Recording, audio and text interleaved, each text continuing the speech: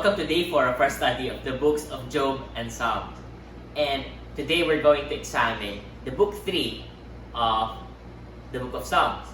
And book 3 ranges from chapters 73 to 89.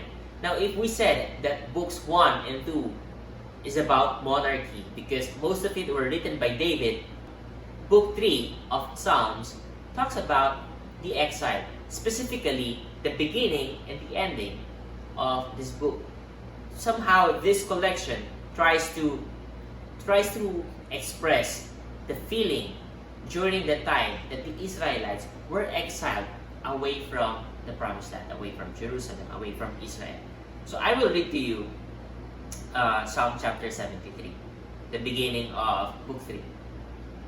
Truly God is good to Israel, to those who are pure in heart. But as for me, my feet had almost stumbled. My steps had nearly slipped, for I was envious of the arrogant, and I saw the prosperity of the wicked. For they have no pangs until death. Their bodies are fat and sleek. They are not in trouble as others are. They are not stricken like the rest of mankind. Therefore pride is their necklace. Violence covers them as a garment.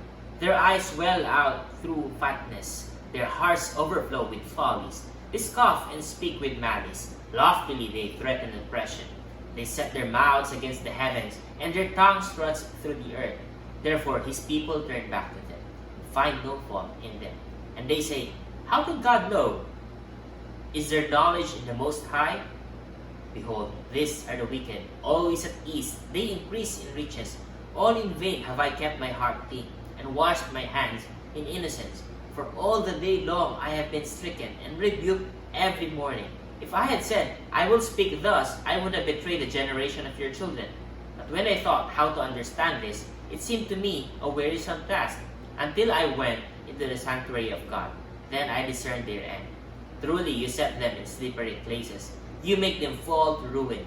How they are destroyed in a moment, swept away utterly by terrors, like a dream when one awakes. O Lord, when you rouse yourself, you despise them as phantoms. When my soul was embittered, when I was pricked in heart, I was brutish and ignorant. I was like a beast toward you. Nevertheless, I am continually with you. You hold my right hand. You guide me with your counsel. And afterward, you will receive me to glory. Whom have I in heaven but you? And there is nothing on earth that I desire besides you. My flesh and my heart may fail, but God is the strength of my heart and my portion forever. For behold, those who are far from you shall perish. You put an end to everyone who is unfaithful to you. But for me, it is good to be near God. I have made the Lord, God, my refuge, but I may tell of all your works. When you read this, at first, it talks about how the wicked prospers, that they become rich, because when they were exiled, that's what the Israelites saw. They saw that those who do not believe in God, these people, these unbelievers, these infidels, they live a prosperous life. They defeated us. They captured us as slaves. The mention of fatness here it's not fat shaming. It's a depiction of how these people enjoy riches and comfort, even though they're wicked. I mean, people are saying, Lord, where is justice? Where is equality? Where is fairness? And yet, towards the end, in the midst of this frustration, there was like a realization of what the truth is. God actually does not forsake those who trust in Him. He said, my flesh and my heart may fail, but God is the strength of my heart and my portion forever. Even in frustration, the psalmist did not lose faith in God. And this proves that the principle that we mentioned yesterday stands true even to this psalm. The God who is the creator and king of all is a refuge to all who trust in Him. Even to those who are emotionally frustrated, even to those who were disappointed, they know there's nowhere they can run to. They see that there's injustice, they see that there's unfair treatment. Towards the end, they realize, I know God. It only seems unfair, but it's not, because you are just. I can trust you. I can put my faith in you. I can take refuge in you.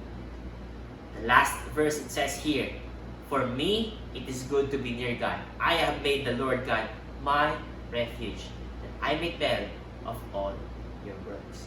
I hope and I pray that when life becomes so frustrating, so disappointing, when we cry out that it's unfair, when we see injustice and call them out and we see that nothing is happening, why is the society like this? Why is the world like this? The rich becomes richer and the poor becomes poorer.